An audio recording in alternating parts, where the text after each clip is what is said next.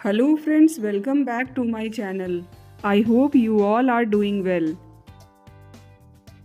दोस्तों, इंडिया के कई पार्ट्स में विंटर ऑलमोस्ट दस्तक दे चुका है। अगर विंटर आने से पहले आप अपने घर को विंटर के लिए अच्छे से प्रिपेयर कर लेंगे तो विंटर आपके और आपके फैमिली के लिए बहुत ही स्मूथ रहेगा। आज इस वीडियो में मैं आपसे कुछ ऐसे टिप्स शेयर करूंगी जिनके हेल्प से आप अपने घर को विंटर सीजन के लिए अच्छे से प्रिपेयर कर पाएंगे। तो चलिए वीडियो शुरू करते हैं।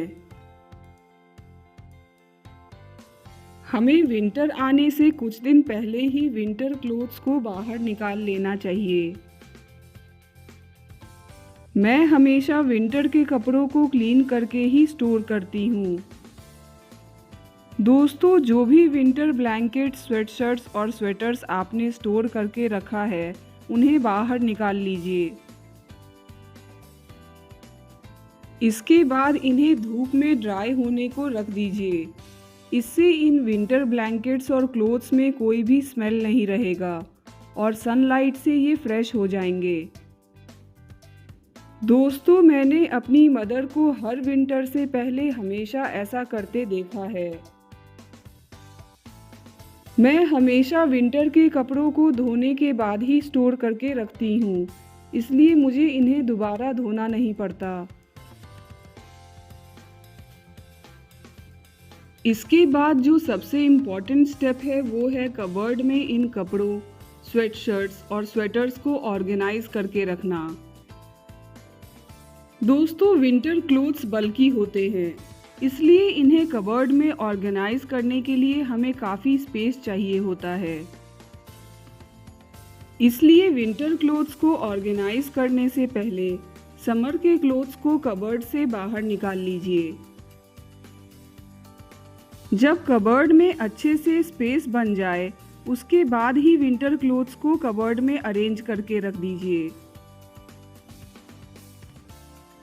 मैंने बारी बारी से अपने दोनों कबर्ड से समर के कपड़ों को निकाल लिया है।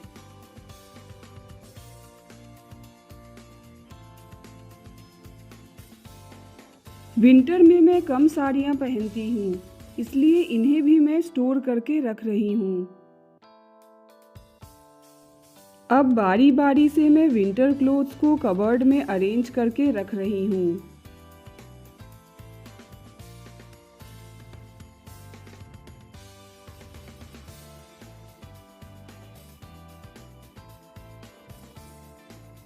बच्चों के थर्मल्स और कैप्स को हमें एक अलग बैग में ऑर्गेनाइज करके रखना चाहिए, जिससे ये हमें आसानी से मिल जाएंगे। इसी तरह बच्चों के सॉक्स को भी एक जगह ऑर्गेनाइज करके रखिए। विंटर में ये छोटी छोटी चीज़ें अक्सर मिसप्लेस हो जाती हैं, इसलिए इन्हें एक जगह ही रखना चाहिए। तो फाइनली मैंने विंटर के कपड़ों को कबर्ड्स में ऑर्गेनाइज करके रख दिया है। कुछ जैकेट्स, ब्लेजर्स और कोट्स को मैंने इस तरह से फोल्ड करके ऑर्गेनाइज किया है। कुछ जैकेट्स को आप इस तरह से हैंग करके भी रख सकते हैं। दोस्तों, आप अपने फैमिली के नीड के अकॉर्डिंग विंटर के कपड़ों को ऑर्गेनाइज करके रख सकते हैं। मेरे पास क्लोथ्स को ऑर्गेनाइज्ड रखने के लिए सिर्फ 2 कबर्ड्स हैं। मैंने विंटर क्लोथ्स को रखने के लिए दोनों कबर्ड्स को यूज़ किया है।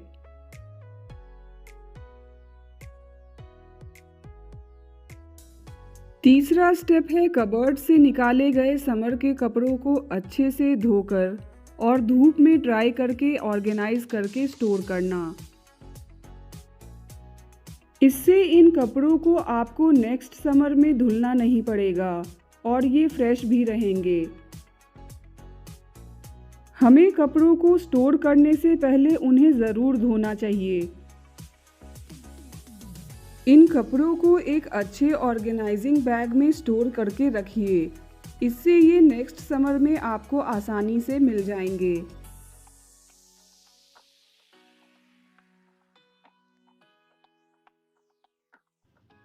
जनरली समर्स में हम लोग रग्स और कारपेट्स का ज़्यादा यूज़ नहीं करते हैं।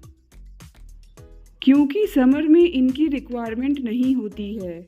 समर्स में फ्लोर खाली रहने से हम ज़्यादा कंफर्टेबल होते हैं, मगर विंटर में हमें रग्स और कारपेट्स ज़रूर यूज़ करना चाहिए। इससे हमारे पैरों में ठंड कम लगती है और हमारा घर भी वार्म रहता है। कारपेट्स और रग्स को बाहर निकालकर वैक्यूम क्लीन कर लीजिए या फिर धूप में ड्राई करके ही इन्हें बिछाइए। जनरली हम लोग समर्स में लाइट कलर के पर्दे यूज़ करते हैं। इससे हवा घर में अच्छे से सर्कुलेट होता है, मगर विंटर्स में हमें कोल्ड एयर से बचना होता है। इसलिए हमें विंटर्स में डार्क और हैवी कर्टेंस यूज़ करने चाहिए। हैवी कर्टेंस हमें कोल्ड एयर से प्रोटेक्ट करता है और हमारा घर भी वार्म रहता है। इसी तरह विंटर में हमें डार्क कलर के कुशन्स और वेलवेट कुशन कवर्स यूज़ करने चाहिए। इससे हमारा घर बहुत ही वार्म और कोजी लगता है।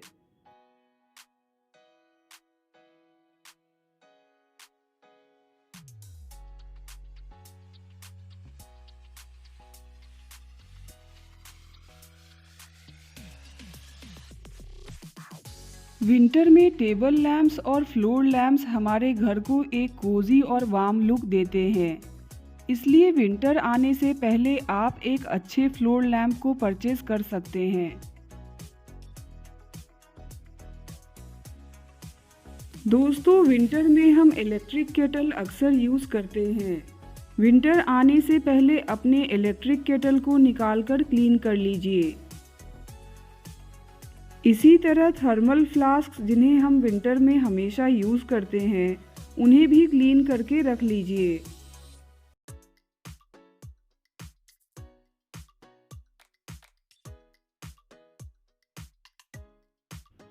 अगर आप विंटर में इलेक्ट्रिक हीटर यूज़ करते हैं तो उसकी और अपने बाथरूम गीज़र्स की भी सर्विसिंग करवा लीजिए।